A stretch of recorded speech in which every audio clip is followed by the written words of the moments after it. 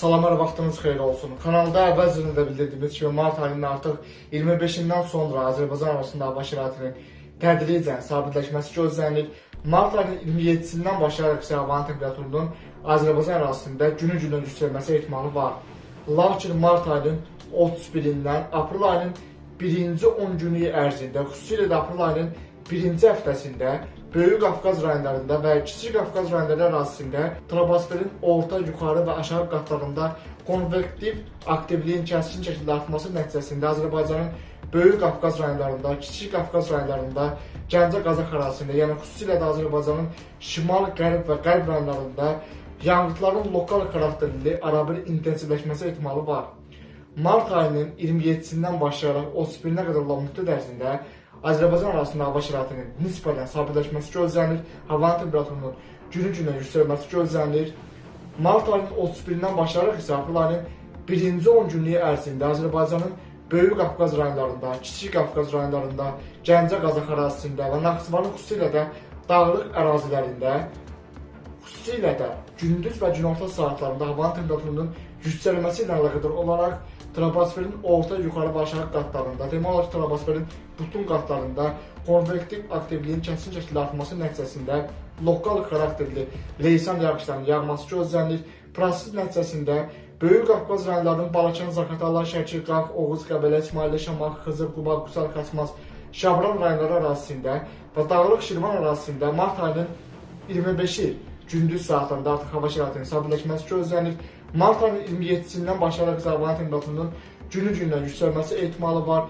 Lakin mart ayının 31-dən başlayaraq aprel ayının birinci 10 günlük ərzində, xüsusilə də gündüz saatlarında havada konvektiv aktivliyin kəskin şəkildə artması nəticəsində gündüz və günün ikinci yarısında lokal xarakterli leysan yağışlarının yağması gözlənilir, şimşək çaxması ehtimalı var, dolu yağması gözlənilir. Proses nəticəsində xüsusilə də Böyük Qafqaz rayonları arasından axan əksər dağ çaylarında mart ayının 31-dən başlayaraq aprel ayının birinci 10 günlük ərzində gürsulluq gözlənilir və proses nəticəsində bir sıra ərazilərdə gürsulluqla bərabər lokal xarakterli sel daşqın hadisələrinin təkrarlanması riski var. Bu barədə yenilənmiş məlumatlar kanalda yayımlanacaq. Azərbaycanın şimal-qərb ərazilərində, xüsusilə də Qazax, Ağstafa, Tovuz, Şəmkir, Gəncə, Mingəçevir, Göygöl, Goranboy ərazilərində mart ayının 25-dən 27-sinə qədər olan müddət ərzində hava şəraitinin sabitləşməsi gözlənir. Mart ayının 27-sindən 31-nə qədər olan müddət ərzində isə havanın temperaturunun günü-gündən yüksəlməsi ehtimalı var. Lakin mart ayının 31-dən aprel ayının birinci 10 günü ərzində isə havanın temperaturunun yüksəlməsinin davam etməsinə baxmayaraq troposferin orta, yuxarı və aşağı qatlarında konvektiv aktivliyin artması nəticəsində lokal xarakterli leysan yağışlarının yağması gözlənilir, şimşək çaxması, dolu yağması ehtimalı var. Proses nəticəsində Gəncə Qazax ərazisindən axan çaylarda gürsulluq gözlənilir və Kür çayının yuxarı axınında da suyun səviyyəsində artım gözlənilir. Yəni xüsusilə də yaz faslı üçün xarakterik olan Böyük Qafqaz rayonları ərazisində və Kiçik Qafqaz rayonları ərazisində yüksək dağlıq ərazilərdə qarın artıq əriməsi müşahidə edilir.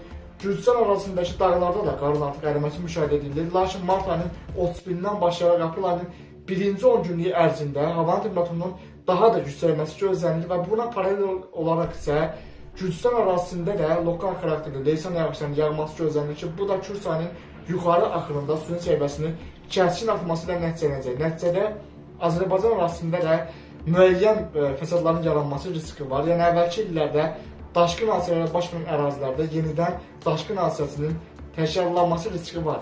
Bu barədə yenilənmiş məlumatlar kanalda yayımlanacaq.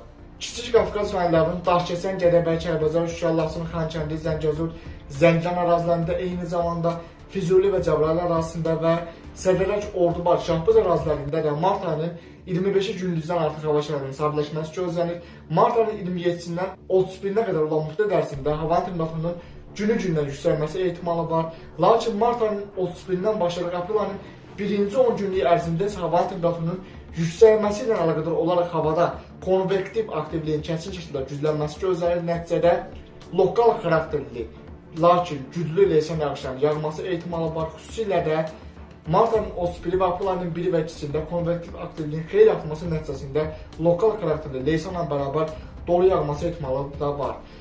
Leysan yağışları ilə bərabər, yəni yağış sularının yüksək dağlıq ərazilərdəki əriyən qar suları ilə bir-birinə qarışması nəticəsində çaylarda güclü cürsulluq gözlənilir və lokal xarakterli daşqın hadisəsinin və sel hadisələrinin təkrarlanması riski var.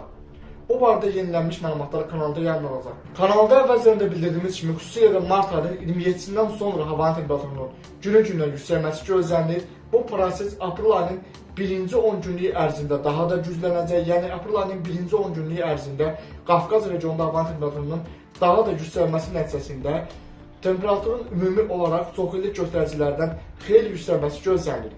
Bu proses nəticəsində, yəni hava şəraitinin anidən istiləşməsi nəticəsində iki risk var.